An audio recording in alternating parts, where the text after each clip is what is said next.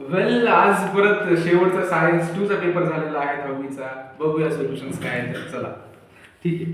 So काय सांगितलं आहे की casualty behind the sudden change आहे आणि ह्युगो देवरीजनं एक प्रिन्सिपल दिलेला आहे. ऑफकोर्स आपल्याला आन्सर माहिती आहे म्युटेशन आहे म्हणून. थिअरीचे क्वेश्चन्स आहेत यामध्ये काय तुम्हाला कॅल्क्युलेशन असतात करायचे. त्याचबरोबर कंप्लीट ऑक्सिडेशन जर झालं, एक ग्लुकोज आहे, ग्लुकोजला कम्प्लिटली तोडलं आपण तर ATP किती मिळतात? 38 ATP मिळतात बघा. त्याचबरोबर बॅट आहे ना, ह्यांचा क्लास कोणचा आहे? पहिली, दुसरी, तिसरी नाही. तर मग क्लास बऱ्याच जणांना वाटतं की बॅट्स उडू शकतात आकाशामध्ये म्हणून ते एव्ज असतील, तर एव्ज नाही हे आन्सर. याचं मॅमल्स आहेत, त्यांच्यामध्ये मॅमरी ग्लँड्स असतात. त्याचबरोबर महाराष्ट्रामध्ये हायड्रो इलेक्ट्रिक पॉवर प्लांट सगळ्यात जास्त कुठे आहेत? तर आपलं कोयना नदी धरण त्या ठिकाणी सगळ्यात जास्त हायड्रो इलेक्ट्रिक म्हणजे पाण्यावर चालणारे प्लांट्स आहे ना.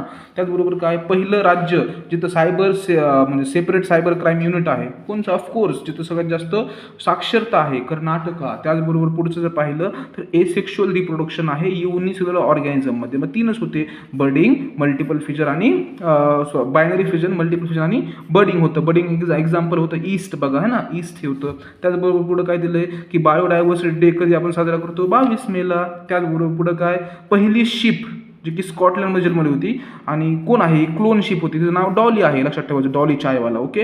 आणि write molecular formula of acetic acid. आता हे जो प्रश्न आहे ना, मी जेव्हा 10वीला होतो का त्यावेळेसही आला होता प्रश्न, त्यामुळे मला तर हा रटलंच आहे बघा. काय? CH3COOH हा आहे ॲसिटिक ॲसिड म्हणजे विनेगारचा फॉर्म्युला आहे. ठीक आहे. पुढं काय, ट्रू की फॉल्स विचारलं आहे बरं का, की chairman of national disaster management हा सरपंच असतो. अरे नाही रे, सरपंचला कसं डिझास्टर मॅनेजमेंट, ते पण नॅशनलचा नाही.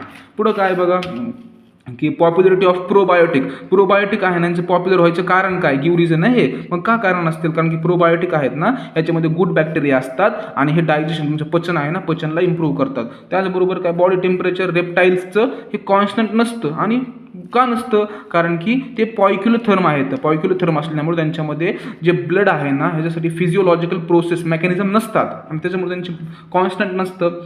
दोनच लिहायचे होते कोणचे पण. थोडंसं पुढे जाऊया आणि बघूया याचं काय, what is meant by carbon dating. Carbon dating म्हणजे कार्बनला डेट करायचं. आणि ॲक्च्युली काय, ही एक मेथड आहे बघा. कार्बन डेटिंग म्हणजे मेथड आहे जी की आपण यूज करतो एज फाइंड करायची. एखादं फॉसिल आहे ना, त्याचं एज फाइंड करण्यासाठी. आणि कुठं वापरतो आपण याचा यूज? कुठं करतो? पॅलिओन्टॉलॉजीमध्ये. ओके.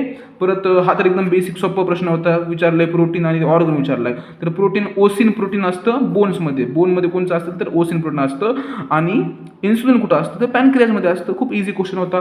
आता हा पॅरा आहे, पॅरामध्ये आन्सर खाली दिले पण आहेत की काय होईल. फॉर एक्झाम्पल जर पॅडी क्रॉप आहेत ना, पॅडी क्रॉपवर इफेक्ट काय होईल? जर ग्रास ऑपर डायरेक्टली गायब झाले, जे फ्रॉक्स आहेत ना डायरेक्टली गायब झाले तर काय होईल नेमकं? फ्रॉगचे पॉप्युलेशन गायब झालं तर काय होईल? तर होईल काय, फ्रॉग जर पॉप्युलेशन गायब झाल्यामुळे ग्रास ऑपर हे वाढतील आणि जे पीक आहे ना, हे पीक कमी होईल खूप जास्त. आणि कोणची गोष्ट वाढतील? तर ग्रास ऑपरचा नंबर वाढेल खूप जास्त, कारण की ग्रास ऑपरला खायला फ्रॉगच जिवंत नाही आहे ना. पुढं काय बघा की write any advantages of hydro electric power plant. Advantages काय? सगळ्यात मोठा ॲडव्हान्टेज कोणता असेल? तिथं फ्यूलची गरजच लागत नाही आपल्याला बाळांनो. एखादं समजा काही गरम करण्यासाठी आपल्याला फ्यूल लागतच नाही, तिथं ॲटोमॅटिकली आपल्याला नॅचरल फ्यूल आहे. त्याच्याबरोबर पुढं काय, दोन इमेजेस आहेत, ओळखायचं आहे नेमकं काय आहे. मग तुम्हाला याचे जे आहे ना आन्सर तुम्हाला मी ह्याच्या व्हिडिओमध्ये दाखवतो बघा. पण आयडेंटिफाय जर केलं तर हे गॅस लीक होते बघा ह्या ठिकाणी, आणि ह्या ठिकाणी सुनामी आली, फ्लड्स आहेत बघा, फ्लड्स ॲक्च्युली. आता नंतर पुढं बघूया की 5 क्वेश्चन्स आहेत, कोणचे पण सॉल्व्ह करायचे बघा. लॅमार्किझम काय आहे? लॅमार्किझम काय, ह्याची थिअरीला एक्सप्लेन करायचं होतं. मग तुम्ही थिअरी याची use and disuse of organ theory. आणि एक्झाम्पल जर सांगायचं झालं, 2 एक्झाम्पल सांगायचं झालं तर एक्झाम्पल होतं जिराफची मान लई मोठी आहे ना, मग ती कुणामुळे? लॅमार्किझमच्या थिअरीमुळे होते. आणि ब्लॅकस्मिथ जो लोहार आहे ना, त्याचं ठोकून त्याचा हात खूप मजबूत झाले असतं, मग लॅमार्किझम थिअरीचे एक्झाम्पल आहेत. पुढं काय होतं, मायटोसिस कोणामध्ये होतं? स्टेम सेल्समध्ये मायटोसिस. आणि जर कॅरिओकायनेसिसचे तुम्हाला स्टेज विचारले तर होते कोणचे होते? पी मॅट होते. पी मॅट म्हणजे प्रोफेज, मेटाफेज, अनाफेज, टिलोफेज. जिथे लिहिलं मी बघा बाळांनो. पुढं काय आहे, give 2 examples of each threaten species. Endangered species कोणच्या तर की टेल लायन मंकी होता आणि लेसर्ड फ्लोरिकॅन होतं. त्याचबरोबर रेअर स्पीसीज कोणच्या? रेड पांडा आणि मस्क डिअर.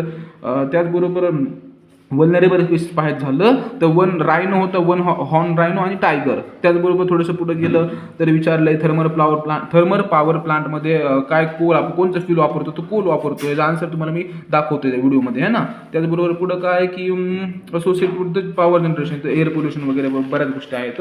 बघा पुढं काय बघा, हे काय यांची बॉडी सिमेट्री ओळखायची होती. तर हा स्पॉन्ज आहे, स्पॉन्जची बॉडी एसिमेट्री, याला असं काटा कसं काटा सिमेट्रीच नाही, मग असिमेट्रिकल बॉडी याची रेडियल सिमेट्री, कसंही काढा दोन भाग होते त्याचे. आणि ह्याची काय बायलॅटरल सिमेट्री, बघा इथून असं जर प्रॉपर एका प्लेनमधून कट केलं तर बायलॅटरल दोन भाग होतं, बायलॅटरल सिमेट्री. ह्याचं जर हा भरायचा झाला, ॲक्च्युली इथं 5 पूर्ण होतात आपले, पण एक सोपं वाटतो ना हा जर भरला आपण तर 6 होतं. की झॅन्थम गमचं थिकर आहे, स्टॅबिलायझर बनतं, पेपर बनवू शकतो, फर्टिलायझर बनतं, टूथपेस्ट असतं बघा झॅन्थम गम टूथपेस्टमध्ये असतं आणि पिगमेंट प्रोडक्शनमध्ये असतं बऱ्याच ठिकाणी. मग इकडे जर पाहिलं तर ह्याच्याऐवजी हा खूप सोपा प्रश्न होता बघा, की काय तर फक्त तुम्हाला नाव लिहायचं होतं की रिप्रोडक्टिव्ह सिस्टम कोणचं आहे, हे कोणचं रिप्रोडक्टिव्ह सिस्टम आहे, हे मेल रिप्रोडक्टिव्ह सिस्टम आहे. आपण इथं आन्सर लिहिलं याचं. त्याचबरोबर याच्यामध्ये 2 ग्लँड कोणचे येतं, तर हा एक ग्लँड आहे आणि हा एक ग्लँड आहे. जर लिहिले आपण तर हा प्रोस्टेट ग्लँड लिहा आणि हा सेमिनल वेसिकल ग्लँड लिहा. त्याचबरोबर अजून काय लिहायचं, डक्ट लिहायचे. तर ही हा युरिनो जेनायटल डक्ट, ह्या ठिकाणी युरिनो जेनायटल डक्ट. आणि त्याचबरोबर वॉश डिफरन्स. पुढं काय अजून लिहिता येईल की स्पर्मची लेंथ किती आहे, स्पर्मची लेंथ किती असते, 60 मायक्रॉन. त्याचबरोबर अजून काय, हार्मोन कोणचं, टेस्टिसमध्ये हार्मोन कोणचं असतं, सगळ्यात महत्त्वाची गोष्ट आहे आपल्याला माहित असतं, टेस्टोस्टेरॉन असतं बघा, टेस्टोस्टेरॉन आन्सर आहे. आणि अशा प्रकारे पेपर संपतोय. हा खूप